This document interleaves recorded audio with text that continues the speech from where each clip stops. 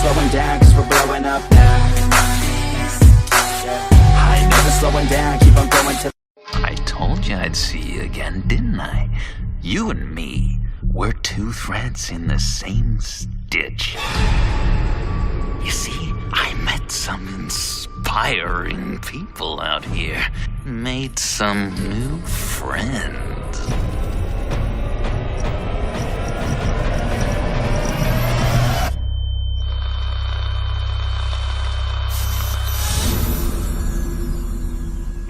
We are going to have so much fun.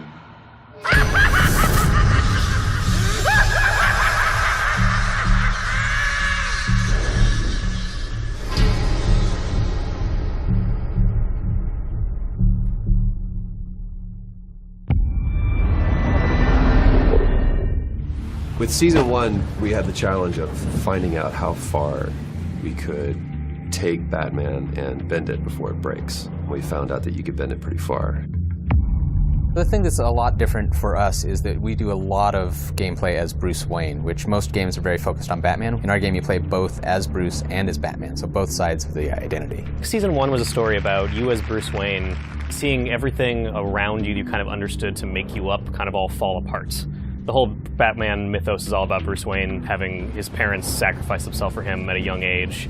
And our story is about Bruce finding out that his father was actually corrupt. His family wasn't what he thought it was. He's finding out that his company could be taken away from him. The people he cares most about are in danger. His heroes have now really become the people that he now fights.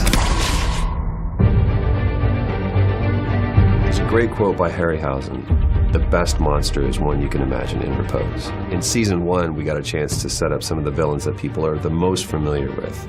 But in The Enemy Within, we get to see those villains, those monsters in repose.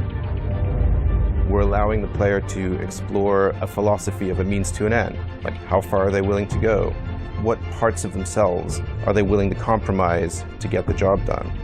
Bruce is going to have to realize that the only way to take down some of these villains is to get closer to them. I think as we've seen in the teaser trailer, the biggest new threat is the appearance of the Riddler. Obviously, John Doe makes an appearance. We talk about John Doe internally as the proto-Joker. Obviously, Telltale games are all about choices. They're all about talking, and then every time you talk to John Doe, you should be wondering, is he listening to what I'm saying? He very well might be. The thing that I've always loved about Telltale games is there's a partnership between myself and the game to where I am helping to create my own narrative. The stakes have never been higher than it does with a Batman game because now I'm creating my own Batman. The sandbox goes from here to here.